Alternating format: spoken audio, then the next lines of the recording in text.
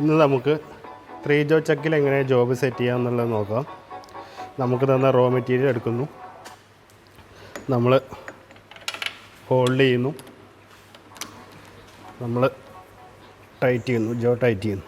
ഈ ചെക്കിൻ്റെ പ്രത്യേകത എന്ന് പറയുമ്പോൾ ഇത് സെൽഫ് സെൻറ്ററിങ് ചെക്കാണ്. നമ്മൾ സെറ്റ് ചെയ്യേണ്ട ആവശ്യമില്ല, ഓട്ടോമാറ്റിക്കായിട്ട് തന്നെ ഇത് സെറ്റാവും. അതായത് നമ്മൾ സ്ക്രൈബറൊന്നും വെച്ച് ഇതിനെ സെറ്റ് ചെയ്ത് നോക്കേണ്ട ആവശ്യമില്ല. നമ്മളിങ്ങനെ ജസ്റ്റ് ഹോൾഡ് ചെയ്ത് ജോസ് ടൈറ്റ് ചെയ്ത് ഓണാക്കിയാൽ തന്നെ ഇത് സെറ്റിങ്ങിലാവും. അതായത് പ്രത്യേകിച്ച് നമുക്കിതിൽ സെറ്റ് ചെയ്യേണ്ട ആവശ്യമില്ല, വളരെ ഈസി ആയിട്ട് നമുക്ക് സെറ്റ് ചെയ്യാൻ കഴിയുന്നുള്ളതാണ് 3 ജോ ചെക്കിൻ്റെ ഒരു പ്രത്യേകത. അതുപോലെ തന്നെ ഇതിന് ന്യൂനതകളുണ്ട്.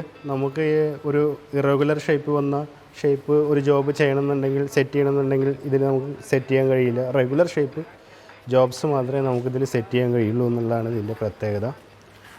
അപ്പോൾ നമുക്ക് വളരെ ഈസി ആയിട്ട് വളരെ എളുപ്പത്തിൽ ഒരു ജോബ് സെറ്റ് ചെയ്യണമെന്നുണ്ടെങ്കിൽ നമ്മൾ എപ്പോഴും 3 ജോ ചെക്ക് ഉപയോഗിക്കുന്നതാണ് നല്ലത്. ഇതിൻ്റെ വേറൊരു പ്രത്യേകത ഞാൻ കാണിച്ചു തരാം.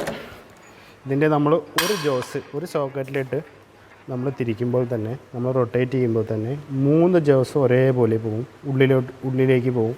അതേപോലെ നമ്മൾ റിവേഴ്സ് തിരിക്കുമ്പോൾ അതേപോലെ പുറത്തേക്ക് അത് 3 ജോസ് ഒരേ സമയത്ത് തന്നെ പുറത്തേക്ക് വരും. നമ്മൾ 4 ജോ ചെക്കിലൊക്കെ ചെയ്യുകയാണെങ്കിൽ ഒരു സോക്കറ്റിൽ റൊട്ടേറ്റ് ചെയ്യുമ്പോൾ ഒരു ജോ മാത്രമേ മൂവ് ചെയ്യുള്ളൂ. ഇതിൽ നേരെ തിരിച്ചാണ്. ഇതിൽ നമ്മൾ ഒരു സോക്കറ്റിലിട്ട് തിരിക്കുമ്പോൾ കണ്ടോ 3 ജോസ് ഒരേപോലെ